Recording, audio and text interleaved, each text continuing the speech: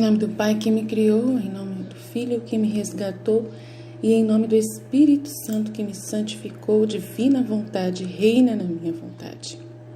Ó minha Mãe, eu te amo e tu me amas, dai-me um gole da vontade divina, minha alma, me abençoa, Mãe, para que todas as minhas ações sejam feitas diante de vossos olhos maternais. Em nome do Pai, do Filho e do Espírito Santo, amém. Continuando então, giros da alma. Na página 345, agora vamos para o livro da criação. Agora, quando a alma tiver seu livro interior cheio, ela conhecerá muito bem o livro externo da vontade divina. Toda a criação nada mais é do que um livro dela. Cada coisa criada é uma página que forma um livro imenso de muitos volumes. Assim, tendo formado o seu livro interior e lido minuciosamente, ela será capaz de ler muito bem o livro externo de toda a criação. E em todas as coisas encontrará a minha divina vontade no ato de dar a ela sua vida, suas lições, o mais alto e sublime, e sua comida deliciosa e santa. Minha filha, cada coisa criada chama a criatura para fazer a vontade divina. De fato, cada coisa criada realiza um ato distinto da vontade divina, e com esse ato chama a criatura para fazer sua vontade divina. Cada coisa criada recebeu de Deus, para esse propósito, um deleite especial, a fim de atrair a criatura de uma maneira misteriosa para fazer sua divina vontade. Esta é a razão da ordem, a harmonia de toda a criação ao redor da criatura, de tal maneira que o sol chama com sua luz e libera seu calor. Ele o chama para fazer a vontade de seu Criador. O mar. A vontade divina faz sua exposição no mar, e enquanto no sol, símbolo da Eucaristia, dá a sua luz, o seu calor, dá inúmeros bens, mas sempre em silêncio. Nunca diz uma palavra, nunca censura, não importa quantos males horrendos possa ver no mar. Ao invés, nos véus da água, faz sua exposição de uma maneira diferente. Parece falar enquanto forma sua murmuração dentro dos véus da água. Ele ataca o medo em suas ondas tumultuadas e nas ondas que rugem, de modo que se investe navios e pessoas, os enterra nas profundezas do mar, e ninguém consegue resistir. Minha vontade no mar faz a exposição de seu poder e fala em murmúrios. Fala nas ondas gigantescas, chamando o homem a amá-lo e a temê-lo. E ao ver-se não sendo escutado, faz a exposição da justiça divina e transforma aqueles véus em tempestade. Atira-se inexoravelmente no homem. Campos e árvores. Oh, se as criaturas prestassem atenção a todas as exposições que minha vontade faz em toda a criação, elas deveriam permanecer sempre em ato de adoração, para adorar minha vontade exposta nos campos floridos, nos quais ele espalha suas fragrâncias, nas árvores carregadas de frutas, nas quais espalha a variedade de suas doçuras. Não existe uma coisa criada na qual ela não faça sua exposição divina e especial. E com as criaturas não lhe pagam as honras devidas, e como as criaturas não lhe pagam as honras devidas, é sua tarefa manter a adoração perpétua das exposições que o Fiat Supremo faz em toda a criação. Você, minha filha, quem se oferece como adoradora perpétua desta vontade divina que está sem adoradora e sem requinte de amor por parte das criaturas. Os céus. Entre todas as coisas criadas, apenas os céus são sempre fixos e nunca morrem como símbolo dos bens estáveis da pátria celestial que não estão sujeitos a mudanças. Água. É simbolizado pela água, embora pareça abundante nos mares, nos rios, nos poços. O resto da terra parece como se não tivesse água. No entanto, não existe um ponto da terra que não esteja encharcado de água. Não há edifícios em que a água não tenha sido o primeiro elemento a construí-los. Não há alimento em que a água não ocupe seu lugar principal.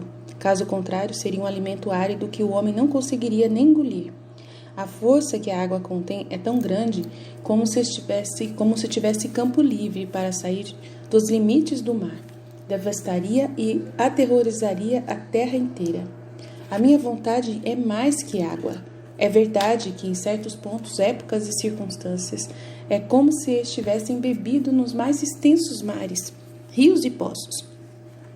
Mas não há uma coisa, da maior a menor, na qual minha vontade não corre e não ocupa seu lugar principal, mas como se estivesse escondida, assim como a água está escondida na terra, de tal maneira que, embora não aparece, é que faz as plantas vegetarem e dá vida às raízes. No entanto, quando meu amor fará surgir a era da minha vontade, a nova era, no máximo benefício para as criaturas, o reino da divina vontade, os mares e os rios da minha volição transbordarão. E quando suas gigantescas ondas saírem, elas subjugarão tudo à minha vontade. Não mais estão ocultas, ao contrário, suas ondas rugem, serão vistas por todos e tocarão em todos. E aqueles que querem resistir à corrente correm o risco de perder a vida. O Sol. Talvez o símbolo supremo da vontade divina seja o Sol, ao qual Jesus apela repetidamente para ilustrar a própria vontade. O Sol é o símbolo da minha vontade. Quando se eleva sobre a alma, a vivifica, a enfeita de graça, dá-lhe os mais belos tons das cores divinas, transforma-a em Deus. E faz isso de uma só vez, basta deixar que suba para operar coisas maravilhosas. Ao dar minha vontade, não perde nada, assim como o sol não perde nada fazendo tanto bem à terra, pelo contrário, permanece glorificado no trabalho da criatura. Nosso ser está sempre em perfeito equilíbrio, não aumenta, nem pode diminuir. Mas você sabe como isso acontece? Imagine um mar cheio até a borda. Um vento investe sua superfície e forma as ondas, que transbordam para fora do mar. No inchaço, este mar não perdeu nada, e assim como as águas transbordaram para fora. Então tenha eles imediatamente aumentado e aparecem ao mesmo nível de antes. Você viu como é lindo e encantador o sol nascendo sobre a terra? Quantos efeitos ele produz? Quantas cores diferentes, quantas belezas, quantas transformações sua luz pode produzir?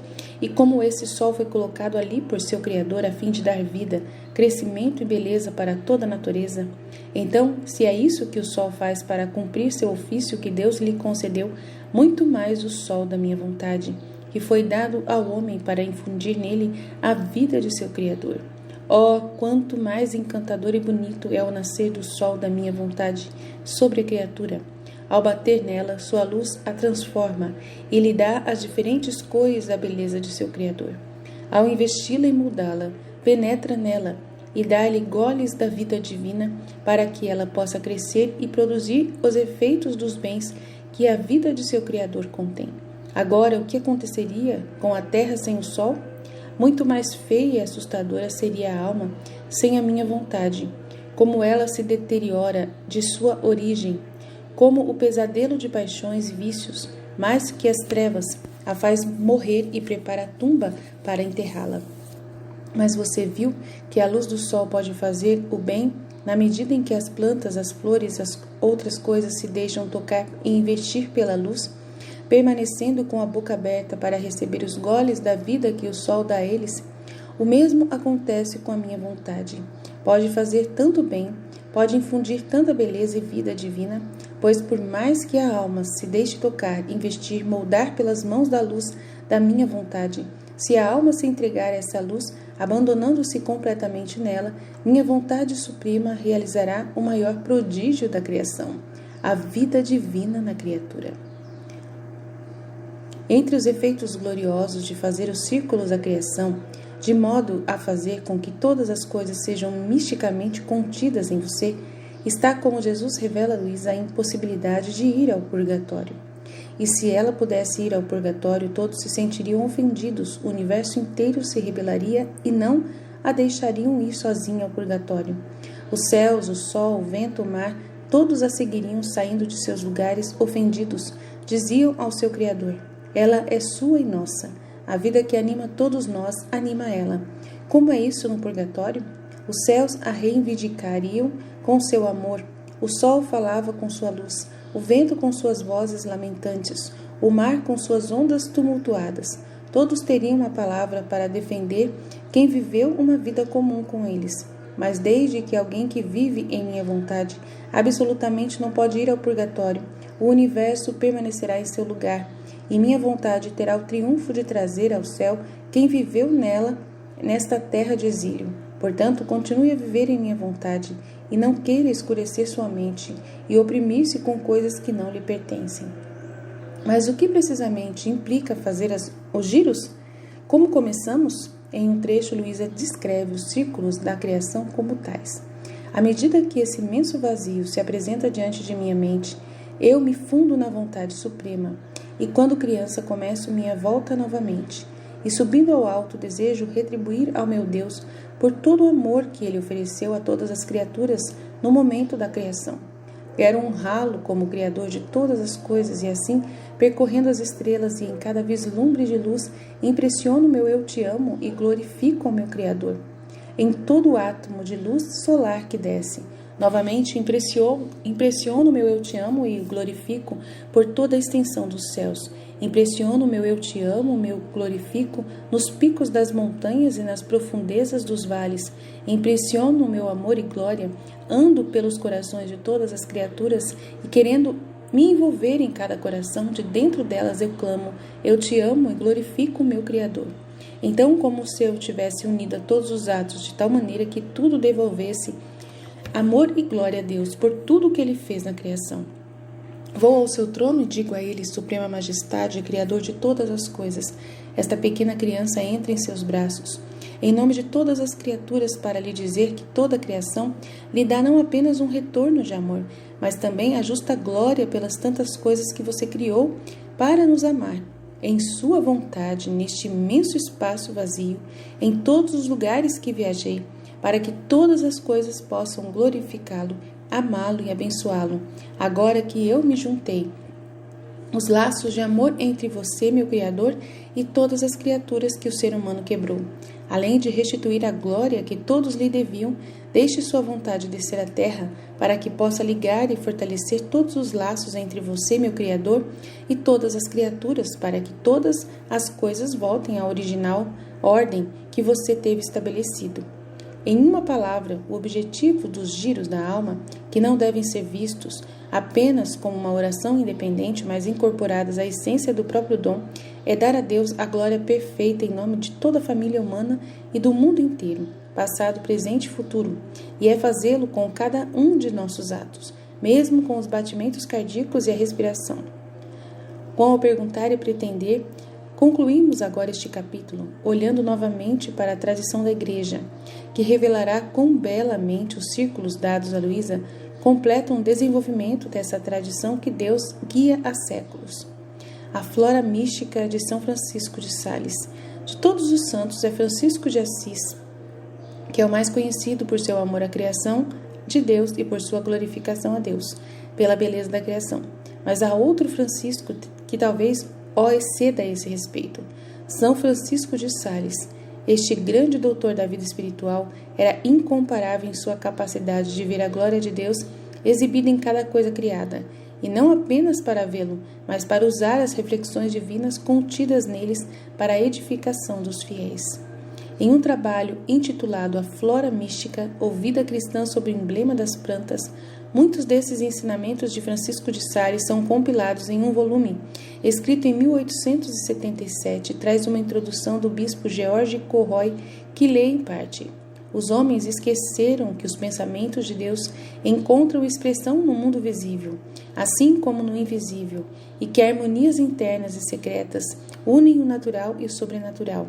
As coisas da beleza que Deus pediu surgem na terra, perdem metade de sua graça, porque os homens não montam por elas para uma melhor compreensão da beleza suprema das operações daquele mundo, e fé revela ao nosso olhar.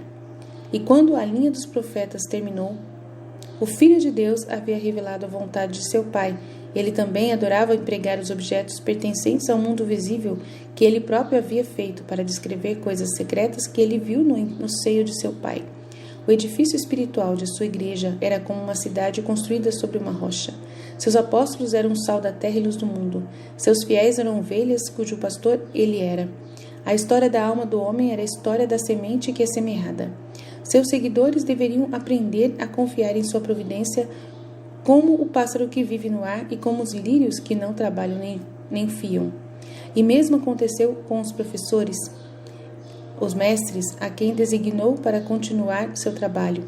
Nos escritos dos padres e doutores da Igreja, os apóstolos, assim como aconteceu com os apóstolos, só quem designou para continuar seu trabalho. Nos escritos dos padres e doutores da Igreja, as verdades eternas são continuamente apresentadas, a mente representada em comparações emprestadas de objetos naturais. São Gregório Magno fala da criação visível como tendo vestígios das pegadas de Deus e descreve a beleza do mundo como um sorriso alegre iluminado por seu conhecimento consciente dos segredos de seu Criador e pelas vozes da natureza como um murmúrio do divino, da divina verdade, subindo sobre a alma de tudo o que vive e se move dentro do universo. É o sentido dessa harmonia entre o mundo natural e espiritual que dá sua clareza e frescura à linguagem da liturgia católica. É a chave do simbolismo grávido dos sacramentos e é isso que forma o coração reto, que o autor da Imitação de Cristo, Thomas de Kempis, nos diz que encontra em toda criatura um espelho da vida e um livro da Sagrada Doutrina. Para ele, nenhuma criatura tão pequena e vil que não demonstre a bondade de Deus.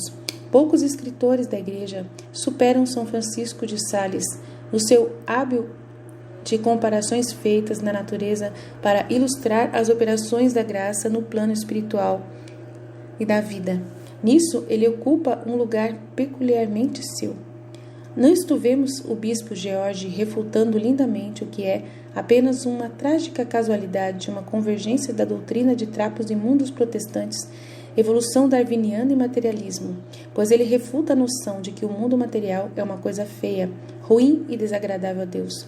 E as obras de São Francisco de Sales pressupõem uma abordagem saudável e adequada à criação.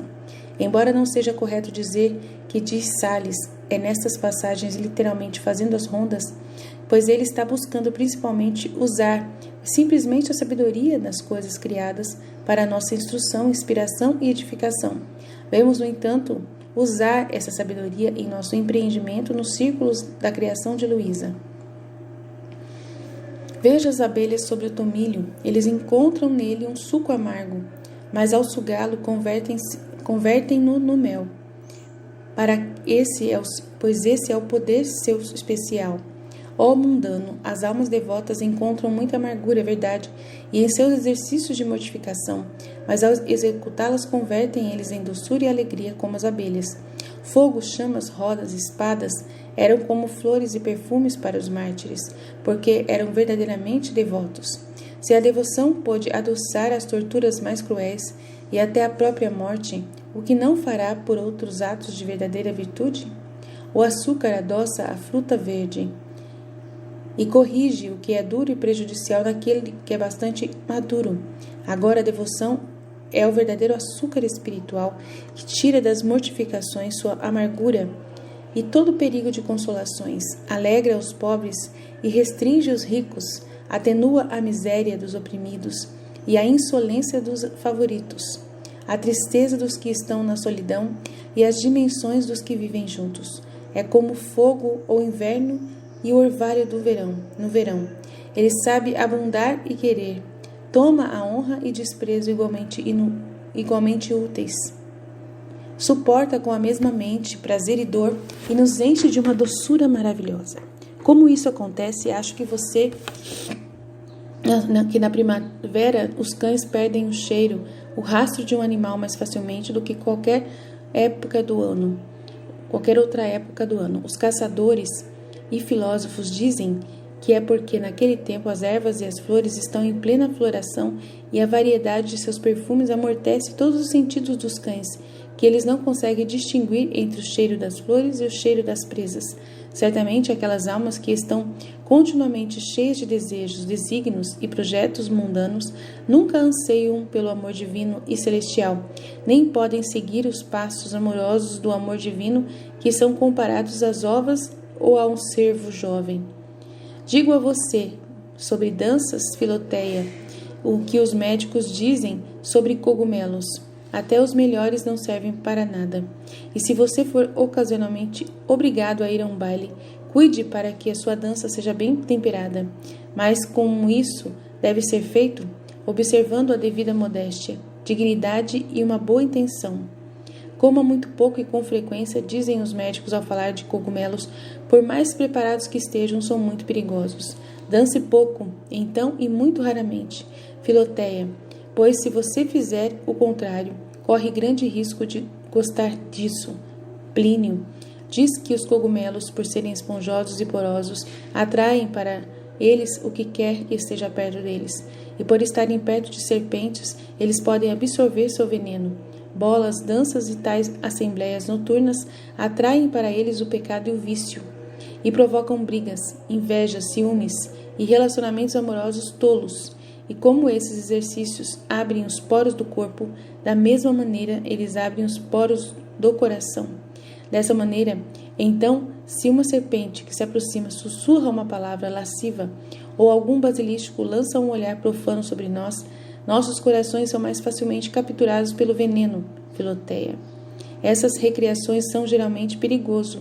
Elas dissipam o espírito da devoção, enfraquecem nossas forças, esfriam nossa capacidade e despertam 1000 más afeições dentro de nós. Estamos aptos a imitar os desejos de mulheres doentes que anseiam por cerejas frescas no outono e uvas frescas na primavera. Não aprovo nenhuma pessoa que tenha um dever ou vocação particular desejando qualquer tipo de vida, exceto a que concorda com suas obrigações, ou qualquer exercícios incompatíveis com sua condição atual. Pois nesse caso ele certamente será dissipado e descuidado no desempenho de seus deveres necessários. Então, na divina vontade também é importante isso, né? Que as pessoas também, elas tenham essa fidelidade, né? Que a pessoa faça o seu dever de viver na divina vontade, as orações, os giros da alma, as 24 horas da paixão, né? O estudo do livro do céu, né? Que ela, né? Faça tudo isso compativelmente, né? Com a sua condição atual. Pois nesse caso seria certamente dissipado e descuidado no desempenho dos seus deveres necessários. Então, se você quer viver na divina vontade, você não consegue fazer nada, né? Você não tem tempo, não tem disposição, não consegue acordar mais cedo. Então, é difícil, né? Você fazer essa consagração e não querer fazer o seu dever, né? De fazer os giros da alma, de pedir o reino da divina vontade, de rezar as 24 horas da paixão. Então, tem que se organizar, né? Tem que se fortalecer, se fortalecer nisso e buscar corresponder, né? Já que você deseja, né, receber de Deus essas graças todas, você precisa dar a sua parte para Deus, para poder receber, né, a parte dele. Então é importante a gente corresponder. Então é isso, eu acho importante falar aqui, né? Que quase todas as plantas com flores amarelas e até chicória selvagem com flores azuis voltam-se sempre para o sol e seguem seu curso. Mas o heliotrópio gira não apenas suas flores, mas também todas as suas folhas de acordo com o curso desse grande lumiar. Desta maneira, todos os efeitos voltam às flores de seus corações que são obediência aos mandamentos para a vontade divina. Mas as almas que são grandemente possuídas pelo amor santo não apenas mantêm o olhar fixo na bondade divina pela obediência aos mandamentos, mas também pela união de todas as suas afeições, segundo o curso desse sol divino, em tudo que ele ordena, aconselha ou inspira, sem qualquer reserva ou exceção. Como a oliveira plantada perto da videira lhe dá sabor, então a caridade a comunica, perfeição para outras virtudes com as quais ela entra em contato. Mas também é verdade que se a azeitona enxertada na videira, ela não apenas aromatiza, mas também fornece um pouco de suco. Não se contente com a caridade e o exercício das diferentes virtudes junto com ela, mas tome cuidado para que seja por ela e através dela que você pratique essas virtudes, para que possam ser atribuídas a ela com justiça. O fruto de uma árvore enxertada está sempre de acordo com o que foi enxertado nela. Se o enxerto for de uma macieira, ele produzirá maçãs. Se de uma cerejeira, produzirá cerejas. Mas, no entanto, a fruta sempre mantém o sabor do tronco. Da mesma forma, nossas ações tiram seu nome e sua espécie nas virtudes particulares das quais elas brotam. Mas, a partir da santa caridade, eles tomam o sabor de sua santidade, pois a caridade é a raiz e a fonte de toda a santidade do homem. e como o estoque comunica seu sabor aos frutos produzidos pelo enxerto de tal maneira que cada fruto ainda preserva a qualidade natural do enxerto do qual brota. Assim também a caridade infunde sua própria excelência e dignidade nos atos de todas as outras virtudes, mas, no entanto, deixa a cada um deles o valor e a bondade especiais que possui por sua própria natureza. Como o arco-íris, tocando-o, priva-o de seu próprio perfume peculiar, mas lhe confere um perfume mais requintado. Assim, quando o amor divino toca nesses padrões, tira seu objeto terreno e lhes dá o que é celestial. Nossos apetites podem se tornar espiritual se antes de comermos excitamos um motivo de amor.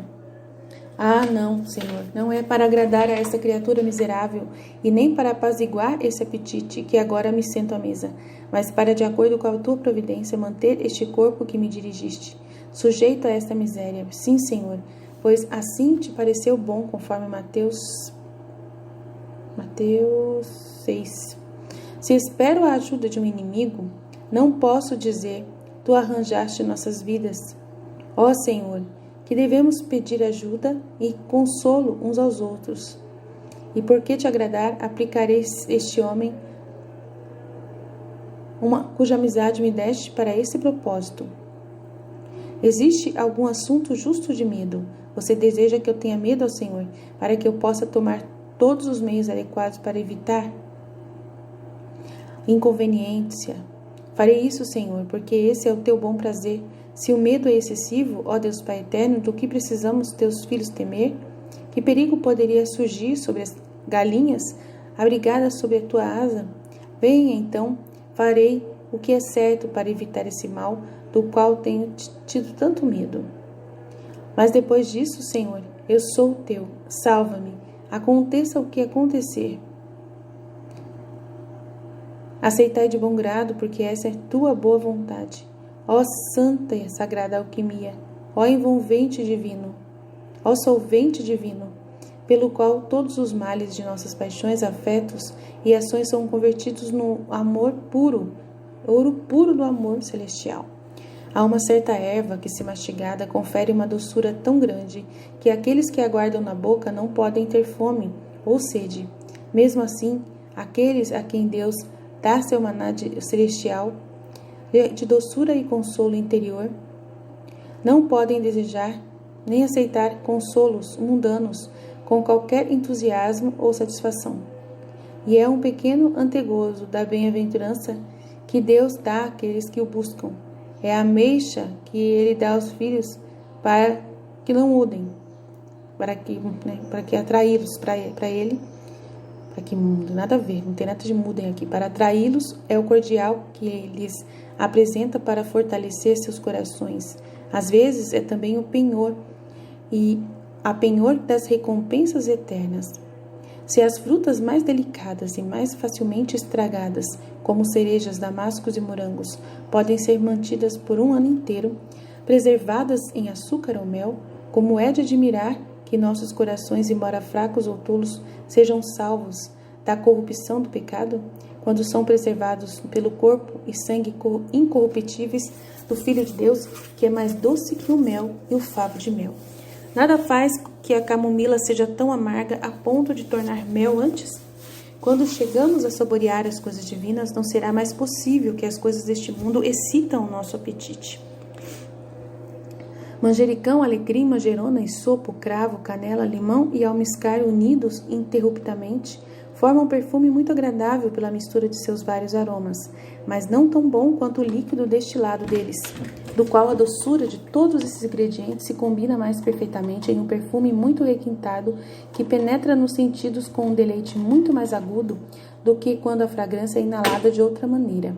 Mesmo assim, o amor pode ser fomentado em uniões nas quais os afetos corporais e espirituais se misturam, mas nunca com a perfeição de quando apenas mentes e corações separados de todos os afetos sensuais se unem em puro amor espiritual, pois a fragrância de afetos assim misturados não é apenas mais doce e melhor, mas mais viva, mais ativa e mais sólida.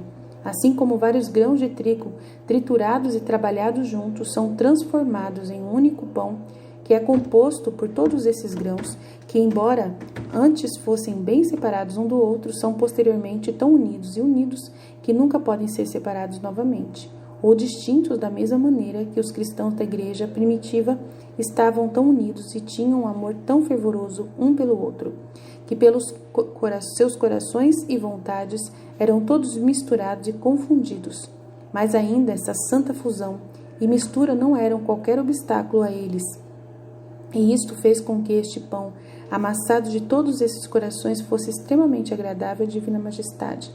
E novamente, como vemos que de muitas uvas, todas pressionadas juntas, um vinho é formado, de modo que é impossível dizer depois qual porção do vinho é formado a partir de tais e tais cachos de uvas. Mesmo assim, os corações desses primeiros cristãos, nos quais reinava a santa caridade e o carinho, eram todos um vinho místico, composto de muitos corações, como tantas uvas diferentes, mas o que causou uma união tão grande entre todos não passou de comunhão frequente, chegando a cessar ou ser usado raramente. O amor santo veio a esfriar-se entre os cristãos e perdeu muito de sua força e doçura. Amém, Fiat. Então terminou essa sessão sobre os giros da alma da coroa da santidade. Vamos depois ir para a parte 3 do livro, que é a Era da Paz. Então vamos aguardar que vamos chegar lá. Deus abençoe. Fiat.